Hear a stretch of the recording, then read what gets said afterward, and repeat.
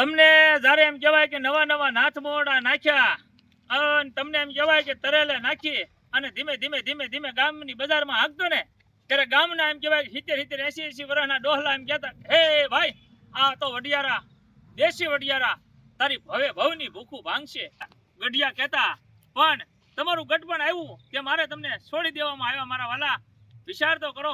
હે મારા વાલા, જ્યારે તમે મારા ખેતરના શેઢે આમ કહેવાય વળ એમ કહેતો અને તમે વળી જતા ત્યારે પાડોશી કહેતા તમારા બળદ તો એટલા બધા સમજદાર ને કે એની વાત ન થાય. મારા ગામમાં જેવા બળદ છે એવા મારી સિવાય કોઈની પાસે નથી, એવું હું વર્તથી કહેતો. પણ હાલ તમારું ગઠપણ આવ્યું અને તમને મારે એમ કહેવાય કે રોડે રખડતા કરવા. તમે મારા સંતાનોનું ભલું કર્યું, મારા પરિવારનું ભલું કર્યું, મારી ખેતીવાડીમાં એમ કહેવાય ખૂબ કાળજીપૂર્વક ખૂબ ઈમાનદારીથી કામ કર્યું, પણ છેલ્લે તમને મારે છૂટા મૂકી દેવા પડશે. જય દ્વારકાધીશ મિત્રો, હું છું આપનો દોસ્ત દિનેશ ચૌહાણ પાલીતાણાથી એનિમલ ફ્રી ટ્રીટમેન્ટ યુટ્યુબ ચેનલમાં આપ સૌનું હાર્દિક હાર્દિક હાર્દિક સ્વાગત કરું છું. યુટ્યુબ ચેનલમાં નવા હોય તો યુટ્યુબ ચેનલ લાઈક શેર અને સબસ્ક્રાઇબ કરવાનું ભૂલતા નહીં. હાલ તમને બધાને ખબર છે શિહોર તાલુકાના ટાણા ગામને આંગણે માં ગૌત્રીના સંતાનો માટે સરસ મજાની સુવિધાથી ભરપૂર એક ગૌશાળા બનાવું છું. એમાં તમારો બધાનો ખૂબ સપોર્ટ અને ખૂબ સહયોગ મળી રહ્યો છે મારા વાલા. તો એક આ નાનકડા એવા વિડીયોથી આશા રાખું છું કે જે કાંઈ થાય મદદ કરજો. અને બાકી આ વિડીયોને તમારા 2-5 ગ્રુપમાં શેર કરજો. કદાચ તમારા વિડીયો શેર કરવાથી કોઈ દાતાશ્રી દ્વારા એક દિવસની એક ટકની અથવા જે કાંઈ નિર્ણય દેવામાં આવશે એ માં ગૌત્રીના સંતાનોને ખૂબ ઈમાનદારીથી અને ખૂબ કાળજીપૂર્વક ખવડાવવામાં આવશે. આ બંને બળદની વાત કરીએ તો મેં આગળ કીધું એમ કે ભર જુવાની હતી ત્યારે તમારા કાંધે એમ કહેવાય કે ઘૂઘરા મથરાવટીમાં મથરાવટી બાંધી હતી, મોરલા દોરેલા મોરડા પહેરાવ્યા હતા અને એમાં કાંઈ ઘટે નહીં સાહેબ. ઘૂઘરીઓ હળે વાલા ઘૂઘરા ખખડે જતા મારી વાડીના કેડે. પણ એ બધું હવે શાંત પડી જાય. આ એની જેવી વાત છે. પણ આમ જવો તો ખરા સાહેબ, રિયલીમાં કહું તો આ બળદને મેં કાંધે દોહરું નથી મૂક્યું, રાશિના રાહોદે નથી આંક્યા. છતાં એમ કહેવાય કે બંને બળદ મારી બાજુમાં ઊભા રહે અને એના ખાલી માત્ર ને માત્ર આંખના આહુડાથી એનું દુઃખ મારી સામે વ્યક્ત કરે છે. અને હું એના આંખના આહુડાથી જે દુઃખ વ્યક્ત થાય છે એ તમારી સમક્ષ શેર કરું છું. મારા વાલા, આ એક મા ગૌત્રીનું સંતાન એટલું માયાળું, એટલું પ્રેમી અને એટલું લાગણીથી ઊભું છે સાહેબ, એની કોઈ વાત ન થાય. આવા એમ કહેવાય કુવાનીમાં એમ કહેવાય ખાંડના તગારા રસકાના પાળિયા ઉપાડી ગયા હોય અને એને ગટપણમાં એમ કહેવાય કે રાડા ગામમાંથી ઉઘરાઈને નાખવામાં આવે તો હું રાડા ખાય એવું લાગે તમને મારા વાલા. હાલ મારી પાસે 200 કરતાં વધારે પશુ થવા માટે તૈયારી છે. 200 પશુને ઓલરેડી હું આશરો આપી ચૂક્યો છું. અને આમાં એક એક પશુ પાછળ તમે ખર્ચો ગણો મારા વાલા, ખાલી મામૂલી નહીં 50 રૂપિયા લઈ લો તો 200 પશુનો ખર્ચો રોજનો કેટલો થાય મારા વાલા. આવો તો અનેક નાના મોટી ખર્ચો ગૌશાળાની મારી પાસે, પણ એમાં તમારો બધાનો સપોર્ટ, તમારા બધાનો સહયોગ ખૂબ મળી રહ્યો છે મારા વાલા. કાંક તમે આ મા ગૌત્રીના સંતાનોની વેદના સમજો છો, કાંક એની પીડા, કાંક એનું દુઃખ સમજો છો અને ખૂબ સરસ મજાનો તમે બધા સપોર્ટ સહયોગ દઈ રહ્યા છો. નકર મેં કીધું એમ કે આ બંને બળદ સાથે મારે મૂળ 3 થી 4 કલાક વીતી છે, પણ એટલો બધો લાગણી, એટલો બધો ભાવ અને એટલો બધો પ્રેમથી ઊભા છે. રિયલીમાં કહું કે આની ભર જુવાની હશે ને ત્યારે આને ખરીદવા વાળા એમ કહેવાય મોં માંગી કિંમત આપી છે.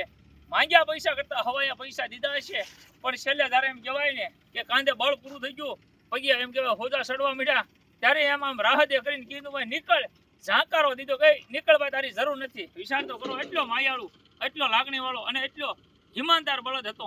છતાં એમ કહેવાય કે છેલ્લે એને ઝાંકારો મળ્યો મારા વાલા. વિચાર તો કરો, એક મા ગૌત્રીનું સંતાન છે સાહેબ. હું તમારી સામે વાત કરું તો બહુ એટલે બહુ દિવસોના દિવસો ટૂંકા પડે સાહેબ, પણ આની વેદના, આનું દુઃખ જે સમજતો હોય એ વ્યક્તિ સમજી શકે. બધાનું કામ નહીં, આનું દુઃખ, આની પીડા, આનું દર્દ સહન કરવું ને એ તો એને કાળજું ને એને હાવજનું કાળજું છે સાહેબ. એટલા માટે એ સહન કરે છે કે કાંઈ વાંધો નહીં, મારા માલિકે મારી હારે ખોટું કર્યું તો કોઈ વાંધો નહીં, પણ હું કોઈ દી કોઈ હારે ખોટું નથી કરતો અને કોઈ દિવસ જીવું ત્યાં સુધી ખોટું નહીં કરું. આવું અનેક વાર મા ગૌત્રીના સંતાનો એના આંખના આહુડે આહુડે આહુડે એમ કહેવાય કે દુઃખ દર્દ વિતાવતા હોય અને આપણી સમક્ષ શેર કરતા હોય, પણ નથી સમજી શકતા. હાલ શિહોર તાલુકાના ટાણા ગામને આંગણે સરસ મજાની ગૌશાળા બનાવું છું. રિયલીમાં કહું તો અહીંયા ઘણા બધા એવા દાતાશ્રીઓ છે જે રામ ભરોસે આપે છે અને હાલ અલગ અલગ દાતાશ્રીઓ દ્વારા અલગ અલગ નિર્ણય નાખવામાં આવે છે. રામ ભરોસે જે દાતાશ્રીઓ દ્વારા રામ ભરોસે દેશે એને રામ રખોપા કરે, એની બધાની કાયા નિરોગી રાખે અને એના જીવનમાં ખૂબ એટલે ખૂબ આગળ વધે અને એની બધાની કાયા નિરોગી રાખે, જીવનમાં બધાએ પ્રગતિ ખૂબ કરે એવી દિલથી શુભકામના પાઠવું છું. હાલ પાછળ જે દેખાય છે એ નિરણ ભરવાનું ગોદામ છે. આપણે ઓલરેડી ગોદામ બની ગયું છે, પણ એની માથેના પતરા નાખવાના છે મારા વાલા. એટલે જે કાંઈ થાય મદદ કરજો. એવું નથી કહેતો કે તમે મને, હું માંગુ તમે મને આપી દો, એવું નથી કહેતો.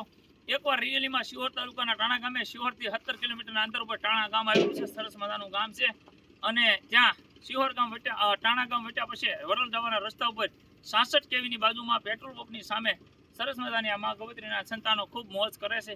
એકવાર રિયલીમાં તમે હરૂબરૂ આવો, મુલાકાત લો અને તમે અહીંયા આવો ને તમને એમ થાય કે નહીં, હકીકતમાં દિનેશભાઈ જે સેવાકી કાર્ય પ્રવૃત્તિ કરી રહ્યા છે એમાં આપણે આપણી યથાશક્તિ પ્રમાણે દાન દેવું છે. તમ તારે અહીંયા આવો, ચા પાણી પી અને જતા રહેજો. ન દો તો એનો કોઈ વાંધો નહીં, પણ એકવાર હકીકતમાં અહીંયા આવી અને કામ જુઓ તો તમે દિલથી એમ કહેશો કે નહીં સાચું છે. એટલે અહીંયા જે કાંઈ દેશો એ ઈમાનદારીથી કહું છું અને ખાતરીપૂર્વક કહું છું કે ભગવાન દ્વારકાધીશના ભરોસે દેજો. તમારો 10 પૈસા પણ ખોટી જગ્યાએ નહીં વાપરું, ઈમાનદારીથી માં ગવત્રીના સંતાનો પાછળ વાપરીશ. અને આ બળદ છે સાહેબ, આને કોઈ દિવસ કોઈનું ખોટું નથી કર્યું. પણ હું એવું હજી કહું છું કે આ મોટામાં મોટો જો કોઈ દાતાર હોય ને તો ખેડૂતથી કોઈ મોટો દાતાર ન હોઈ શકે, ખેડૂતથી મોટો કોઈ દાતાર ન હોઈ શકે સાહેબ. કેમ કે ખેડૂતની એક જ તાકાત છે કે દાન કરી શકે સાહેબ.